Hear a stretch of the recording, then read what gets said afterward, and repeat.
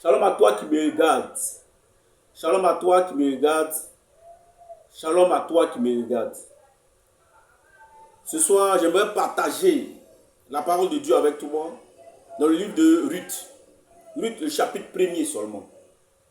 Je vais partager la parole dans le chapitre 1er de Ruth. Nous allons prier pour la parole. Seigneur, nous te bénissons, te rendons grâce. Je prie pour quelqu'un, Seigneur, Dieu Tout-Puissant. Que cette parole, cette révélation de la parole touche sa vie et que quelque chose, Seigneur, qui était gâté, Seigneur, soit repositionné ce soir au nom de Jésus. Et que la gloire te revienne parce que tu es Dieu au nom de Jésus. Amen. Je vais te parler de Ruth, la Moabite. C'était une famille qui était à Bethléem en Israël. Et comme il y avait la famille, cette famille a décidé, le monsieur, sa femme, ses deux fils, de migrer vers Moab pour ne pas mourir, pour avoir de la subsistance. Et là-bas, après 10 années, le monsieur va décider. Et la femme qui va rester avec ses deux fils vont épouser des Moabites, Ruth l'une et Orpa l'autre. Et par la suite, les deux fils de la femme vont aussi décéder. Et après ça, la femme Naomi, c'est comme ça qu'elle s'appelle, Naomi va avoir l'information que le Seigneur a visité son peuple en Israël.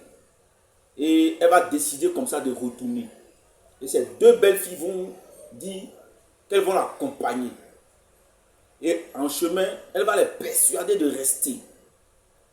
Mais l'une des deux, Ruth, elle va parler à sa belle-mère. Orpa va embrasser sa belle-mère et partir. Mais Ruth, elle va rester attachée à sa belle-mère. Elle va rester attachée à sa belle-mère. Elle va dire à sa belle-mère, ton peuple sera mon peuple. Ton Dieu sera mon Dieu.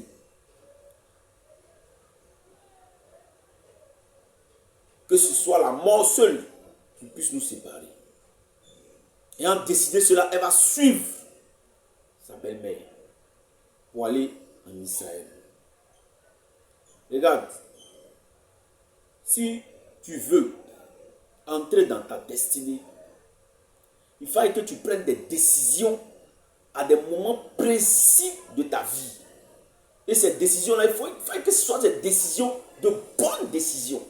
Et comment tu peux prendre des bonnes décisions sans avoir l'orientation du Saint-Esprit?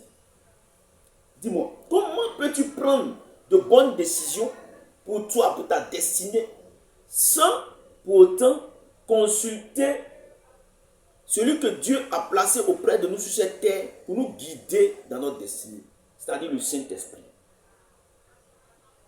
Il faut toujours avoir recours à l'Esprit de Dieu. Parce que seul l'Esprit de Dieu connaît la destinée que Dieu a placée en nous. Seul l'Esprit de Dieu le sait. Et le Saint-Esprit te conduira. Jésus dit que le Saint-Esprit va nous conduire dans toute la vérité. Il va nous conduire dans toute la vérité. Donc le Saint-Esprit a toute ta vérité là, en main. A toute ta vérité en main. A toutes les décisions, les bonnes décisions que tu peux prendre pour avancer dans ta destinée là. Le Saint-Esprit a ça en main. Donc, il faut consulter le Saint-Esprit pour chaque décision que tu dois prendre dans ta vie. C'est très important.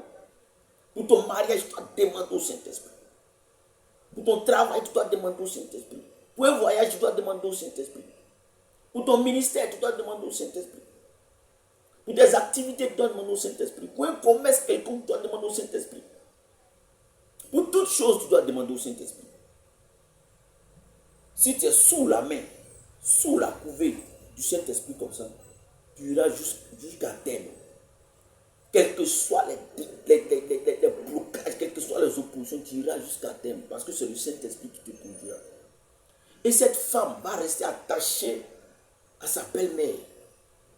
Ruth va rester attachée à sa belle-mère. Et quand elles vont aller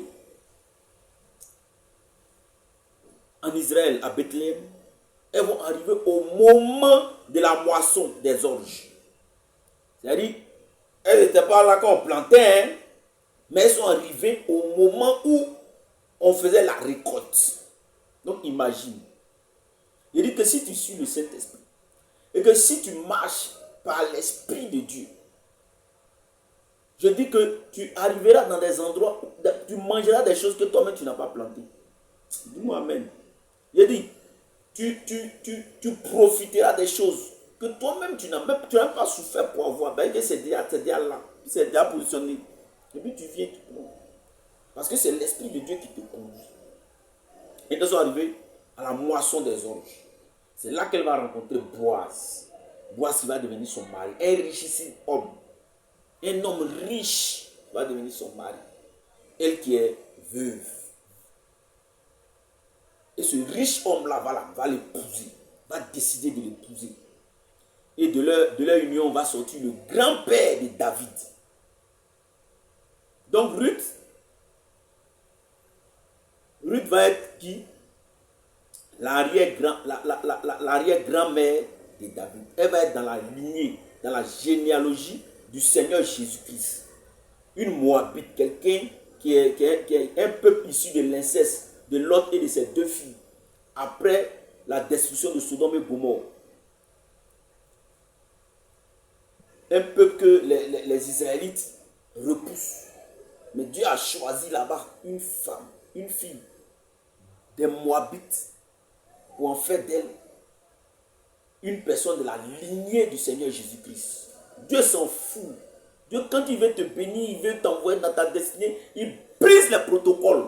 Je déclare que ce Dieu qui brise les protocoles là, brise tous les protocoles qui étaient au-devant de toi, t'empêcher d'entrer dans ta destinée ce soir. Au nom de Jésus, reçois ta grâce. Le Dieu qui brise les protocoles qui t'accompagne ce soir. Que le Dieu qui brise les protocoles t'accompagne au nom de Jésus. Et donc, reste attaché au Seigneur Jésus. Reste attaché au Seigneur. Mais pour prendre des décisions, réfère-toi à l'Esprit de Dieu. Réfère-toi toujours au Saint-Esprit. Colle-toi au Saint-Esprit. Et le Seigneur nous dit aussi, dans le livre de 2 Chroniques 20, confiez-vous à Dieu et vous serez affermis. Mais écoutez aussi ses serviteurs, les prophètes, et vous réussirez. Donc les prophètes aussi peuvent te guider. C'est le Saint-Esprit aussi qui leur permet de te donner les révélations, pour te guider, pour t'orienter, pour que tu partes dans ta destinée. Donc tu peux aussi demander à un homme de Dieu de t'orienter dans tes décisions, dans tes prises de décisions. Pour ton mariage, tu dois demander. Pour un voyage quelconque, tu dois demander. Pour une activité que tu veux commencer, tu dois demander. On ne se lève pas pour ça, pour marcher. Il faut marcher par l'Esprit. Il faut que l'Esprit du Dieu que tu sais te guide, t'accompagne dans tes prises de décision. C'est important. Amen. C'est important. Amen. Donc ce soir, je veux booster la foi de quelqu'un. Lui dit que ce que tu traverses n'est rien. Devant, il y a des bonnes choses qui t'attendent. Ce que tu es en train de traverser n'est rien. Ce n'est rien. Ça t'accompagne dans ta destinée. C'est la fin qui compte. Elle dit Ruth, elle fait un mariage. Le monsieur décède. Sa belle-mère qui est vivante, elle décide de rentrer. Et tout ça, ça ne l'a pas ébranlé. Elle est restée attachée à sa belle-mère. Elle lui a dit, ton peuple sera mon peuple, ton Dieu sera mon Dieu. Je prie que toute décision qui n'était pas de Dieu dans tes prises de décision soit révoquée au nom de Jésus.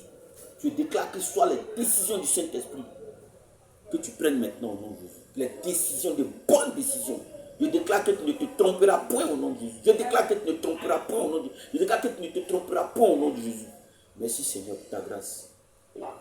Je te bénis. Que toutes les portes qui étaient fermées s'ouvrent dans ta vie. Et que le Saint-Esprit te conduise directement à l'accomplissement de ta destinée prophétique. Au nom de Jésus, j'ai prié. Tu réponds 3 fois Amen. Amen. Amen. Amen. Shalom.